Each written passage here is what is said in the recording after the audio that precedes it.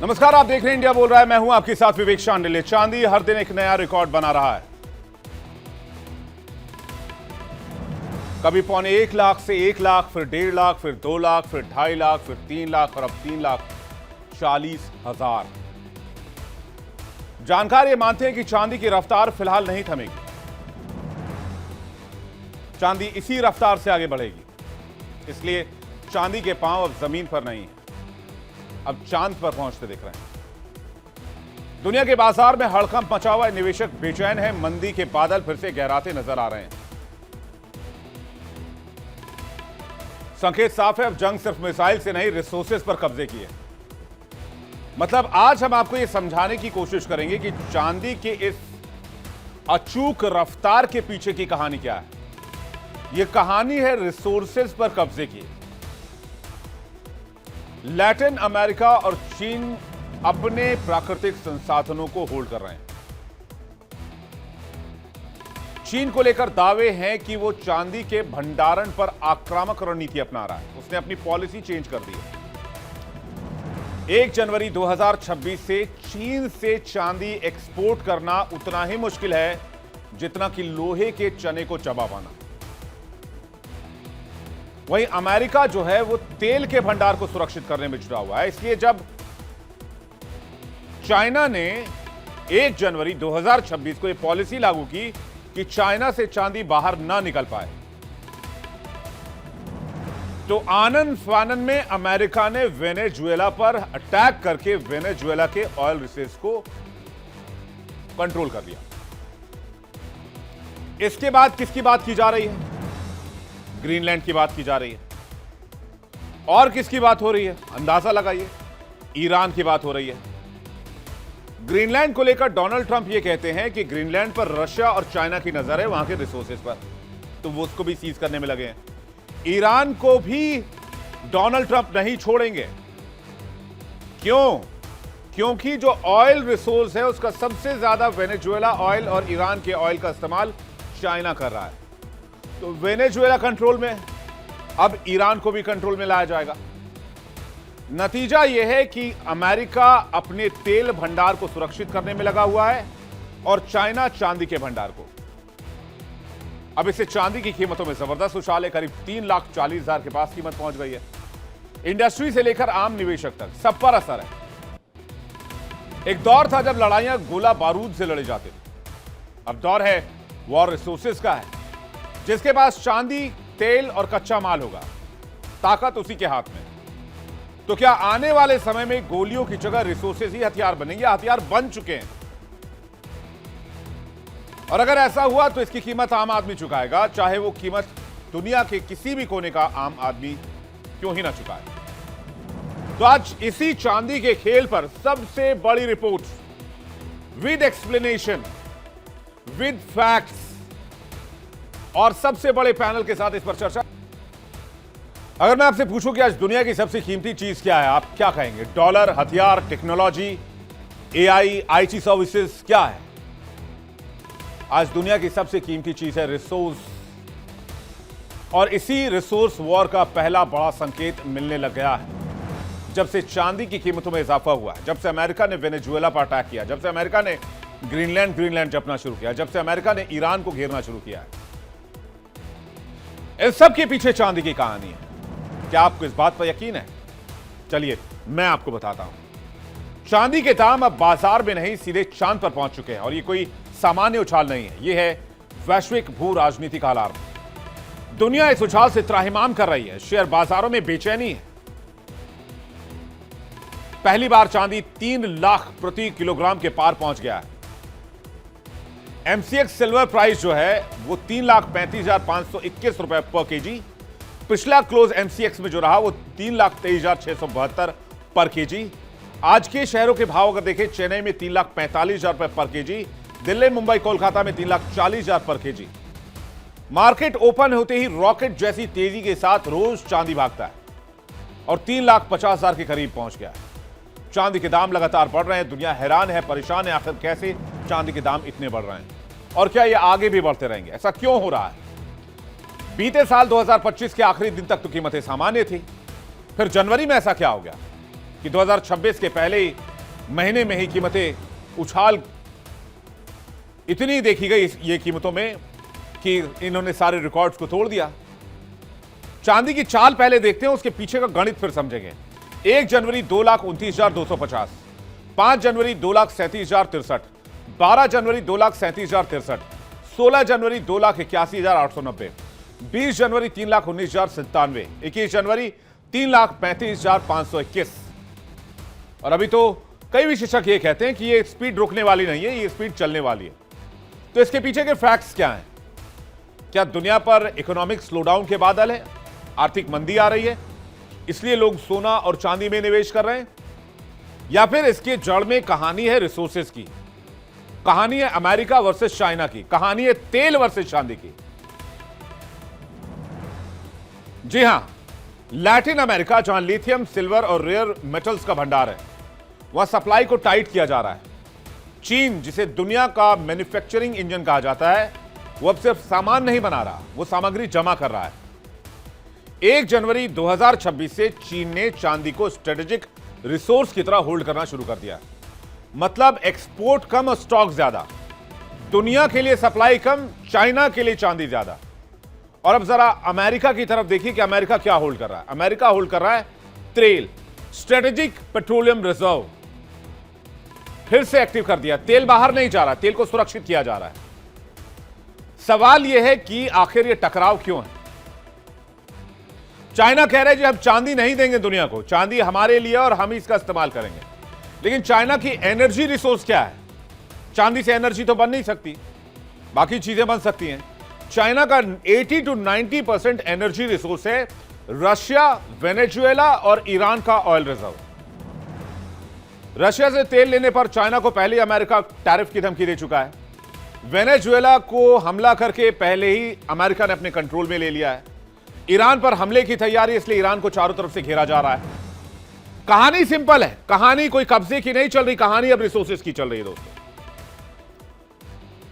इसके पीछे की वजह जो भी हो, अमेरिका आज की तारीख में नहीं चाहता है कि 80-90% ऑयल वेनेजुएला, ईरान और रूस से निकलकर चाइना तक जाए और चाइना उस एनर्जी का इस्तेमाल अमेरिका के खिलाफ करे। यानी ये ट्रेड वॉर है, ये रिसोर्स वॉर है। और ये यहां युद्ध में आप टैंक और मिसाइल का इस्तेमाल होते हुए नहीं देखेंगे। यहां देखेंगे जिसके पास चांदी होगा वो इस युद्ध को लड़ेगा, जिसके पास तेल होगा, जिसके पास लिथियम, जिसके पास सेमीकंडक्टर मटेरियल, वही सुपर पावर है। चांदी के दाम में उछाल के जो मुख्य कारण है वो आप जल्दी से देख लीजिए। इंडस्ट्रियल डिमांड बहुत है, सोलर, इलेक्ट्रॉनिक्स और ईवी में भारी इस्तेमाल होता है, क्योंकि चांदी अब सिर्फ ज्वेलरी नहीं, जरूरी कच्चा माल बन चुकी है। और ट्रंप का टैरिफ डर भी है। अमेरिकी कंपनियां चांदी का भारी स्टॉक जमा कर रही हैं। ग्लोबल सप्लाई में कमी से कीमतें ऊपर चढ़ रही हैं। मैन्युफैक्चरर होल्ड में प्रोडक्शन रुकने के डर से सभी कंपनियां पहले से चांदी खरीद लेना चाहती हैं, ताकि फ्यूचर में ईवीज में, बैटरीज में और अलग अलग चीजों में जहां पर चांदी इस्तेमाल होता है, सोलर पैनल में उसकी कमी ना पड़े और कमी की वजह से स्लो डाउन ना आए। इसलिए अभी सारा माल समेट लो, बाजार में जितना माल पड़ा है। और कुछ कंपनीज ने तो ऐसी ईवी बैटरी डिजाइन की है जो महज 5 मिनट में चार्ज हो सकती है बैटरी, और उसमें लगभग 1 किलो चांदी का इस्तेमाल हो रहा है। तो टेक्नोलॉजी का कमाल है यहां पर, और इसी वजह से आने वाले समय में चांदी में तेजी बनी रह सकती है। बाकी फ्यूचर में तो कुछ भी हो सकता है, वो तो कोई प्रेडिक्ट नहीं कर सकता। लेकिन जो हालात दिख रहे हैं, जो सर्कमस्टांसेस दिख रहे हैं,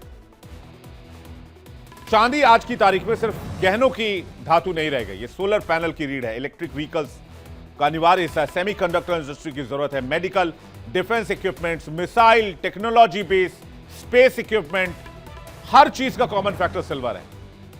और जिसके पास सिल्वर सबसे ज्यादा है वो पावरफुल है, जैसे कि जिसके पास ऑयल सबसे ज्यादा है, और जिसके पास ऑयल और सिल्वर दोनों है वो सबसे ज्यादा पावरफुल है, जैसे कि अमेरिका। और चाइना को कंट्रोल करने के लिए अमेरिका ने पूरी दुनिया के ऑयल को फिर से कंट्रोल करने का फैसला किया है, और इसलिए चांदी की डिमांड आसमान छू रही है। अब इसमें जोड़ दीजिए रिसोर्स होल्डिंग की राजनीति, तो नतीजा क्या होगा? दाम बढ़ेंगे, मार्केट हिलेगा, मुद्रास्फीति बढ़ेगी, सबसे ज्यादा मार पड़ेगी आम आदमी पर। चांदी की कीमतों का असली मास्टरमाइंड चीन है। कैसे? चीन का बड़ा खेल है सप्लाई कंट्रोल और प्राइस मैनिपुलेशन में।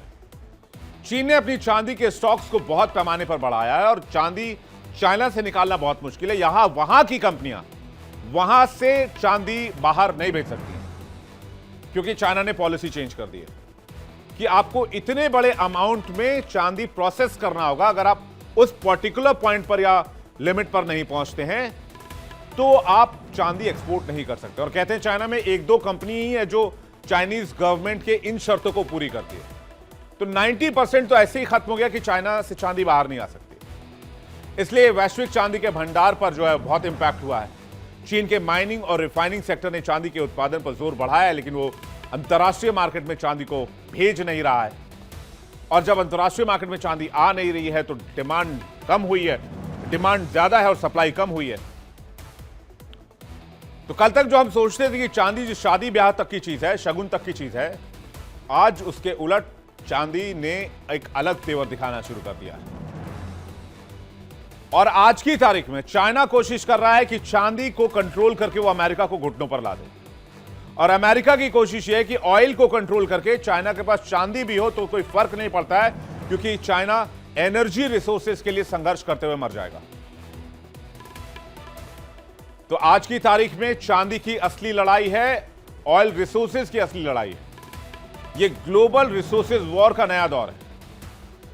रेयर अर्थ पर चीन का दबदबा, हाईटेक दुनिया की रीढ़ है। Rare earth metal, smartphone, EV, missile, fighter jet में अनिवार्य 80% से ज्यादा उत्पादन और प्रोसेसिंग चीन के कंट्रोल में है। सप्लाई चेन पर चीन की लोहे जैसी पकड़ है। अमेरिका यूरोप की टेक इंडस्ट्री पर सीधा इंपैक्ट है। रेयर अर्थ चीन का सबसे बड़ा रणनीतिक हथियार है। लेकिन चीन के पास क्या नहीं है? चीन के पास ऑयल नहीं है। ऑयल चीन कहां से लेता है? ऑयल लेता है वेनेजुएला से, जो अब अमेरिका के हाथ में है। ऑयल लेता है ईरान से, जहां से अमेरिका ने सैंक्शन लगा रखे हैं और कहा ईरान से ऑयल लिया तो 500% का टैरिफ लगाऊंगा। ऑयल लेता है रशिया से ऑयल लेने पर पहले ही अमेरिका ने सैंक्शन लगा रखा है और रशियन ऑयल पर भी सैंक्शन लगाया है। और अमेरिका के पास दोनों चीजें हैं, चांदी भी है, ऑयल भी है, लेकिन वो चाहता नहीं कि एनर्जी रिसोर्स चाइना तक जाए, जिसे चाइना को औकात में लाने की कोशिश की जाए। दुनिया का सबसे बड़ा ऑयल प्रोड्यूसर है आज की तारीख में अमेरिका। सेना, उद्योग और अर्थव्यवस्था की लाइफलाइन है। एनर्जी सिक्योरिटी को राष्ट्रीय सुरक्षा का मुद्दा डोनाल्ड ट्रंप ने बना दिया है। इसलिए वेनेजुएला पर हमला किया, मिडिल ईस्ट पर नजर है, आर्कटिक पर नजर है, ग्रीनलैंड पर नजर है। तेल सप्लाई लाइन पर अमेरिका का कंट्रोलर, ऑयल पावर से वो ग्लोबल मिलिट्री दबदबा कायम करता है। यानी संसाधन ही युद्ध का असली दांव है। चीन अगर रेयर अर्थ रोके तो यूएस हाईटेक इंडस्ट्री ठप, और अमेरिका अगर तेल रोके तो चीन की मशीनरी स्लो हो जाएगी, मैन्युफैक्चरिंग स्लो हो जाएगी, चीन का जो रिफाइनिंग प्रोसेस है रेयर अर्थ मटेरियल का वो स्लो हो जाएगा, चीन का सप्लाई चेन ब्रेक होने लगेगा, सप्लाई चेन टूट जाएगा। बगैर ऑयल के चाइना चलेगा कैसे? तो उसे आना पड़ेगा अमेरिका की शरण में, अमेरिका से बात करनी पड़ेगी, घुटने टेकने पड़ेंगे। तो ये गठबंधन, बेस, सैन्य तैनाती, ये सब हवा हवाई है, ये सब ड्रामा चल रहा है, यकीन मानिए। ये काम डला है सिर्फ और सिर्फ चांदी और तेल की वजह से। अब बॉर्डर पर आपको बहुत फौज नहीं दिखाई देगी, आपको युद्ध के मैदान में खून गिरता हुआ नहीं दिखेगा, बम नहीं गिरेंगे, लेकिन हां इकोनॉमी तबाह कर दी जाएगी। आप देखिए ईरान की इकोनॉमी कैसे तबाह कर दी गई, बांग्लादेश की इकोनॉमी कैसे तबाह हो रही है। ऐसे कई संपन्न देश रहे जिनकी इकोनॉमी खत्म कर दी गई। अब कब्जे वाली लड़ाई नहीं, अब सप्लाई चेन तोड़ने वाली लड़ाई, रिसोर्सेज वाली लड़ाई है। और भारत कहां खड़ा है इस रिसोर्स वॉर में, यह भी मैं आपको बता देता हूं। हम आयात पर निर्भर हैं, चांदी में भी और तेल में भी। जब दुनिया होल्ड करती है तो भारत जैसे देशों को कीमत ज्यादा चुकानी होती है। इसका असर ज्वेलरी सेक्टर पर, सोलर इंडस्ट्री पर, इलेक्ट्रॉनिक्स पर, सब पर होता है। तो हमें भी इस जंग की तैयारी करनी होगी, रिसोर्सेज वाली जंग की, हमें भी स्टॉक करना होगा। लेकिन क्या ये जो लड़ाई है रिसोर्स रिच बनाम रिसोर्स डिपेंडेंट की, इसे वर्ल्ड वॉर को एक नया आयाम दे दिया है? क्या चांदी की कीमतें चेतावनी बन चुकी हैं? क्योंकि अभी सिर्फ मार्केट स्टोरी नहीं, ये बिजनेस न्यूज नहीं है, ये वर्ल्ड वॉर वाली लड़ाई है। लड़ाई रिसोर्सेज से लड़ी जा रही है। क्या दुनिया इसके लिए तैयार है? और ये लड़ाई कहां जाकर रुकेगी? चीन वर्सेस अमेरिका। बातचीत करने के लिए मेहमानों का एक बड़ा पैनल इस वक्त हमारे साथ जुड़ रहा है। हेमा गुप्ता हमारे साथ जुड़ रही है, मार्केट एक्सपर्ट हैं और जाने मानी फाइनेंशियल एस्ट्रोलॉजर हैं। बहुत स्वागत है आपका। आकाश जिंदल हमारे साथ जुड़ रहे हैं, इकोनॉमिस्ट हैं और साथ ही साथ आर्थिक मामलों की जानकार हैं। बहुत स्वागत है आपका। डॉक्टर धीरज कौल हमारे साथ जुड़ रहे हैं, भू राजनीतिक विशेषज्ञ हैं, अमेरिका से लाइव है इस वक्त हमारे साथ। बहुत स्वागत है। सुरेंद्र स्वामी हमारे साथ जुड़ रहे हैं, भू राजनीतिक विशेषज्ञ हैं। बहुत स्वागत है आपका सुरेंद्र स्वामी जी, आपका भी बहुत बहुत वेलकम। चांदी वर्सेस ऑयल का खेल और पूरी दुनिया दो धुरी में बढ़ती नजर आ रही है। आकाश जिंदल जी, सबसे पहला रिएक्शन आपसे चाहेंगे, कैसे देख रहे हैं आप इस रिसोर्स वॉर को, रिसोर्स ट्रेड वॉर को? देखिए, क्लियरली आपको डोनाल्ड ट्रंप के पिछले रजीम में ले जाऊंगा। ये ट्रेड वॉर आज की नहीं है, आपने बड़े अच्छे से इसको डिस्क्राइब किया। डोनाल्ड ट्रंप के पिछले रजीम में भी US versus China trade war चली थी, जिसने ग्लोबल इकोनॉमी को स्लो डाउन में डाला था। अब आप चाइना की बात कर रहे हैं। बात मेरे मित्र चाइना की जो आप कर रहे हैं सही है, लेकिन चाइना से कहीं ज्यादा आगे बात पहुंच चुकी है। अब यूएस वर्सेस यूरोप की सिचुएशन आ खड़ी हुई है, और जो अभी आपने डोनाल्ड ट्रंप साहब के नई स्टेटमेंट्स बताई, अब यूएस वर्सेस यूरोप, ये कहानी एक आपको और चीज बता दूं। अभी तक आप बात कर रहे थे ग्लोबल फ्लाइट की रिसोर्सेज, ग्लोबल फाइट रिसोर्सेज की। अब आपको और बता दूं, अब आप एक और मेरी प्रेडिक्शन सुन लीजिए, मेरी ऑर्गेनाइजेशन आकाश_in की। अभी तक मैं ग्लोबल चैनल्स पे, यूएस और यूके के चैनल्स पे बात करता था, यूरोपियन चैनल्स पे, ग्लोबल स्लोडाउन की। अब जो यूएस कर रहा है वो ग्लोबल रिसेशन की तरफ लेके जा रहा है। आप देख लीजिए दुनिया की जीडीपी ग्रोथ कहां जाएगी, क्योंकि जिस तरह की ट्रेड वॉर, टैरिफ वॉर, अब जिस तरह की जियोपॉलिटिकल सिचुएशन में हम घुस रहे हैं, वो सिचुएशन बहुत बहुत ज्यादा खराब कर देगी। आपने एक एंगल इसका बताया कि एक कंट्री के पास एक रिसोर्स है, एक के पास एक रिसोर्स है। बड़ा खूबसूरती से आपने इसको डिस्क्राइब किया, और मेरी ऑर्गेनाइजेशन आकाश_in का भी मानना है, यहां तक आप बिल्कुल सही हैं।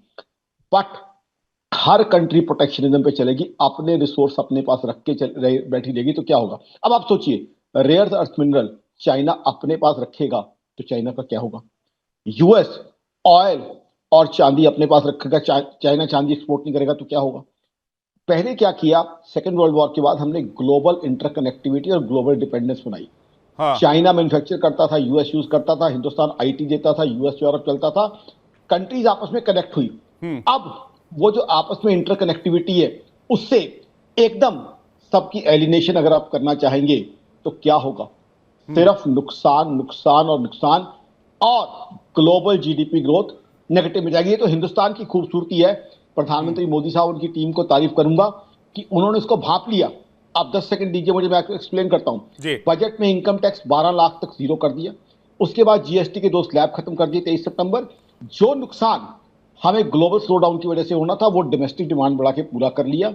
इनकम टैक्स कलेक्शन भी बढ़ा 8%, जीएसटी कलेक्शन भी बढ़ा 6.1%। ये डेटा है इनकम टैक्स का जो 17 दिसंबर का, जीएसटी का जनवरी में जो दिसंबर का आया है, और 8.2% जीडीपी ग्रोथ भी आई।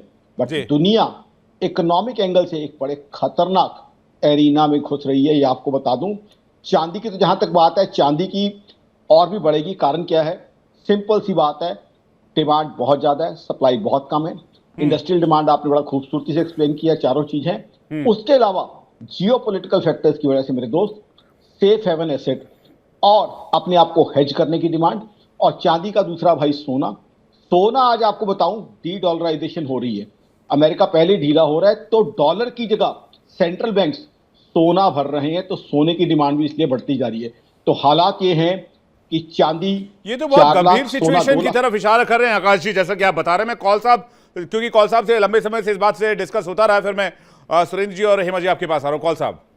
कौल साहब से जान लेते हैं। कौल साहब, sir, thank you for having me on the show. और आप जो टॉपिक पिक कर रहे हैं बहुत इंपॉर्टेंट है। ऑल दो डेवोस के ऊपर अभी मैंने इंटरव्यू किया, वहां पे भी बड़ी डेवलपमेंट्स है, पर मैं सीधे आपके पॉइंट पे आता हूँ।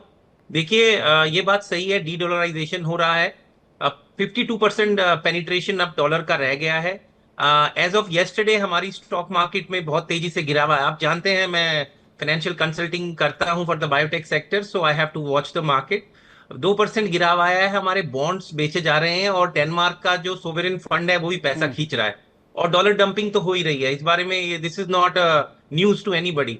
लेकिन having said that, coming back to dollar, आप देखिए जो गोल्ड है, अगर आप उठाकर देखें तो सबसे बड़े प्रोड्यूसर गोल्ड के कौन कौन से हैं? China, Russia, Australia, Canada and United states. लेकिन एक्सपोर्ट, जब आप एक्सपोर्ट की बात करते हैं तो इसके अंदर स्विट्जरलैंड, यूके, हांगकांग ही एक ऐसी चीज है जो चाइना का गोल्ड थोड़ा बहुत एक्सपोर्ट करता है, बट 5वें नंबर पे यूनाइटेड स्टेट्स आता है। लेकिन अगर आप सिल्वर की बात करें, हाँ, चांदी की कहानी मैं वही समझना चाहता, चांदी की कहानी, मैं चांदी पे ही आ रहा हूं। मैं रिसोर्सेज वाला वॉर, मैंने जो रिसोर्सेज वाला वॉर बोला है, वो वॉर कितना इंपॉर्टेंट हो गया आज की तारीख में? बहुत इंपॉर्टेंट है, बिकॉज ये देखिए प्रोड्यूसर्स कौन है और एक्सपोर्टर कौन है। प्रोड्यूसर चांदी के मैक्सिको, नंबर 2 पे चाइना आता है, पेरू, चिली और बोलीविया, इसको छोड़ दीजिए। लेकिन चाइना इस टाइम एक्सपोर्ट के ऊपर उसने जो तकरीबन 12% ग्लोबल एक्सपोर्ट चाइना का था, हांगकांग से होता था, और 10% चाइना से होता था, उस पर रोक लग गई है, जैसे आपने राइटली बात करी।